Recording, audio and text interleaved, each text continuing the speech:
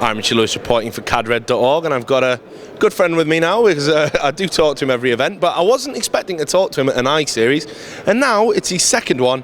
He's become a veteran. It is TLO from Team Liquid. How are you doing? I'm doing great. Couldn't be happier. Today has been a good day.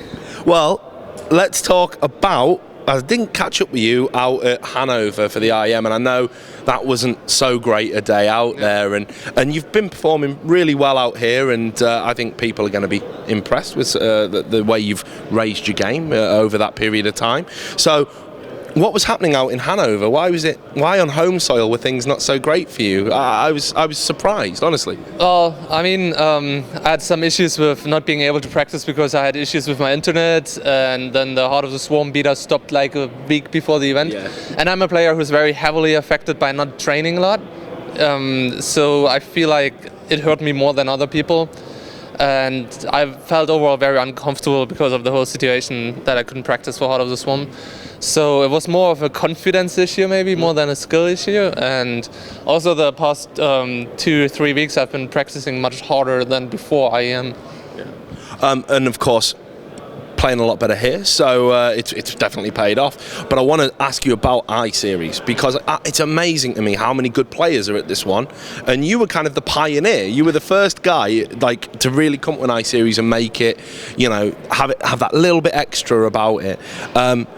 Your first I-Series wasn't a great experience, though. You kind of went out in the group. So what's different between these two? I mean, just on a personal level, why are you performing better at this I-Series than you did at your first? Well, when I came back from Korea, I was really not used to a CVC style that is being played in Europe, and I was in a only Zerg group at the last I-Series. So I was a little bit confused about the way people are playing here in Europe when it comes to Zerg versus Zerg. My playstyle wasn't adapted to the guys, and in general CVC was my worst matchup at the time. So I kind of draw a really bad card last time when it comes to that. But also I'm just playing much more solid nowadays. As I was saying, I'm training harder, I'm training smarter most of all, and I'm much happier with my performance live and training, so that pays off.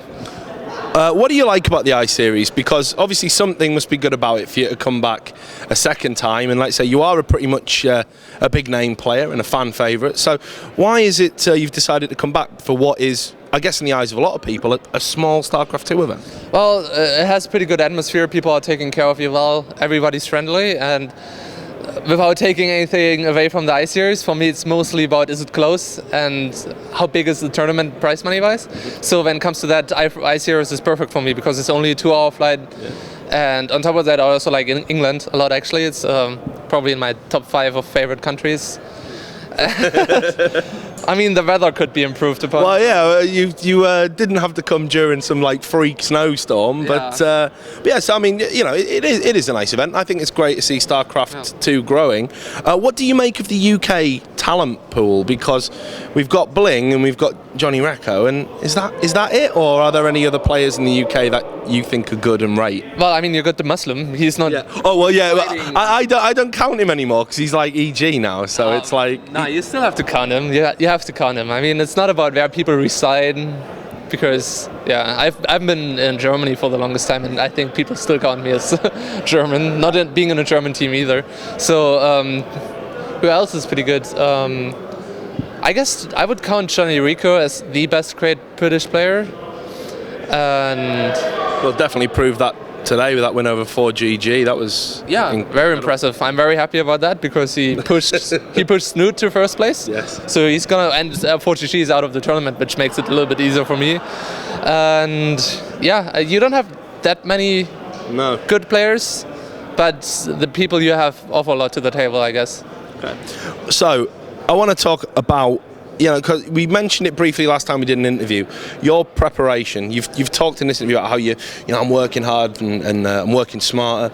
I think all the people that follow you respect your work ethic and they know how much work you put in. But you did say last time we talked that there was some stuff in your kind of personal life that was maybe hindering your preparation. What's kind of changed since we last spoke then, and what's improved? Well, I'm living on a schedule now, on a real training schedule. I wanted to do that for a really long time, I had a bunch of good ideas in the past and did this and this, but now I'm trying to bring it all together. And I think the past week was really awesome. I was exceeding what I planned out for myself. Overall, I was training 50 hours last week. And on top of that, I was doing sport. I was swimming, I did body workout, and went running. And I'm just, even in short terms, you have really good paybacks from that doing sport. You just feel so much better. You feel much more flexible, much more agile. You feel like when I do sport compared to not doing sport, it just feels when I play StarCraft 2, it doesn't feel like I'm using a mouse or a keyboard. Yeah. But I'm actually just playing with my fingers. Yeah. So I have just a much better relation to my body when I'm doing a lot of sport, and that pays off in better play styles and more skill. What about the kind of situation that you've had in the past where it's like, I know, I always felt there was maybe an element where maybe you were working a little bit too hard. Like, did you ever feel that? Because I used to watch you play and I'd see, almost after an event, if it didn't go quite well, it always seemed to be a little bit frustrating for you because of how much you'd put in.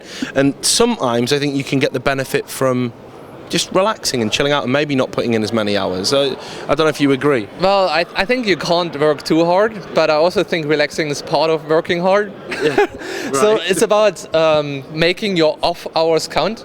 Because there's one thing, taking a break from gaming and then just sitting in front of your PC reading Reddit, browsing stupid pages and just still sitting in front of the PC, or taking a 2-hour break and go for a swim, go downtown, look at a museum, actually enjoy your life. So I think a lot of players need to work on that they actually use their free time more efficiently. That it's not just, okay, I don't play games, but I'm still just sitting at home doing nothing. Because from that you don't regenerate as much as from doing actual, free time activities. Given that you play for Team Liquid, and we've touched on this subject before, it's such a big, high-profile organisation and so many fans behind it, and everyone's really supportive of Team Liquid players. What is it what kind of goals do you need to set yourself to be? Because obviously, only Koreans win tournaments. So what do foreigners do to kind of say, right, this is the bare minimum we need to achieve to justify, our existence almost, to justify the work we put in, and for somebody like yourself who aims so high, what is it you look for when you go to a tournament? I mean, do you realistically think about winning or? Yeah. I mean, if you stop thinking about winning, you might as well quit, I think. And of course, Koreans have been winning almost every single tournament, but it doesn't mean we can't stop trying. What I think is the problem we have in Europe is that people need to realize when you're not living in Korea, you need to train harder than Koreans, because the overall practice in Europe is not quite as good. Yeah. So when a Korean trains 9 hours, he gets more value out of it. So when you're living in Europe, you have to train smarter and more than Koreans. So you have to take care of stuff like doing sports and having a good mindset and analyzing your own play style.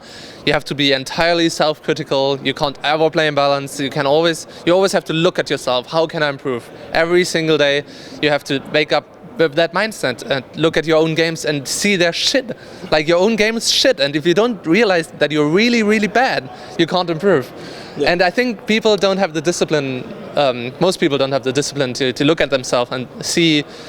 I'm almost disgusted to look at my own games, because I think that's the only way for me to push myself forward to reach a level that might one day be able to be on level with the Koreans.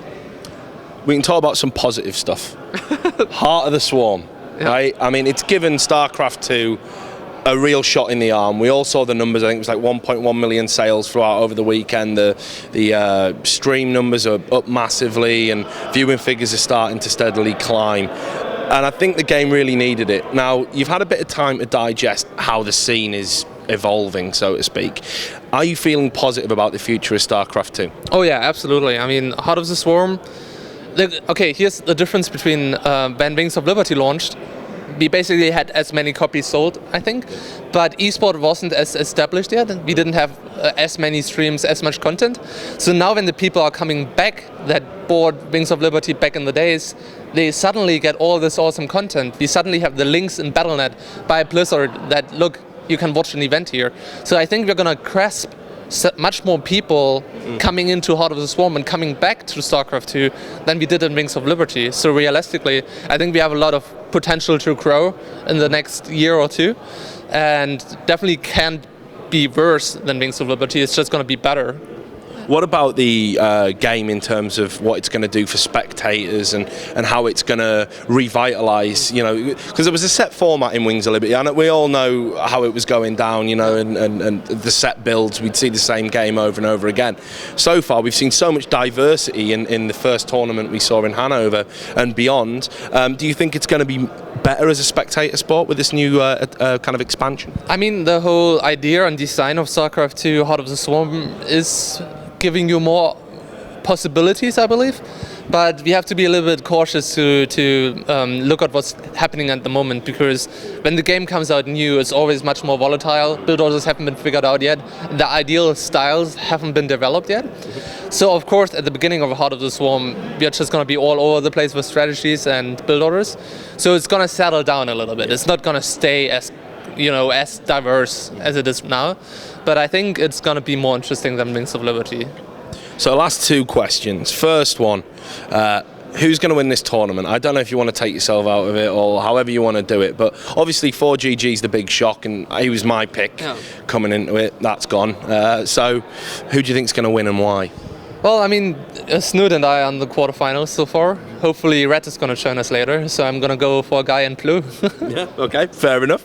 As long as, would you be, I mean, obviously, if it isn't you, who do you think's got the best chance of winning out of Snoot and Ret? I'd say at the moment Red, because he's been doing really good, but I think Red, Snoot and I are just really close skill-wise at the moment. It's too close to call. Diplomatic, I like it. And the last question, where are we going to see you next after I-Series? What does the future hold for you? Because I know you're a busy man, you're always at events, so what are you going to be doing? I'm going to be at DreamHack Stockholm next month in April. Me too. Yeah. I'll let you have that event off, I won't interview you. Very nice. Okay. Unless I win the event. Oh, definitely then. Yeah. I'll be with you with the trophy, everything. It'll be brilliant. But it's great to talk to you again, and thanks for making the time to talk to us. No problem. Always a pleasure. To all the people out there at cadred.org, do stay tuned to the website, because we're going to have, sponsors. Sorry, I never do this with StarCraft 2 players. Do you want to? Sure. Yeah. I just want to thank our awesome sponsors. We have a cool new jersey, which I'm really happy about. Yeah, I don't have my own. I don't have my own yet because it was sent to an address I'm not living at yet in the moment, so I have snoots at the moment, but I'm still really happy to have the new jersey. And thanks Razer, Twitch, Barracuda Networks and Shiny Things for supporting us as always. So I need to get better at that. I never let people do shout-outs. I'm such an asshole. Anyway, to all the people out there at cadred.org, do stay tuned to the website. We are going to have more interviews like this one from here at I48 at the Telford International Centre.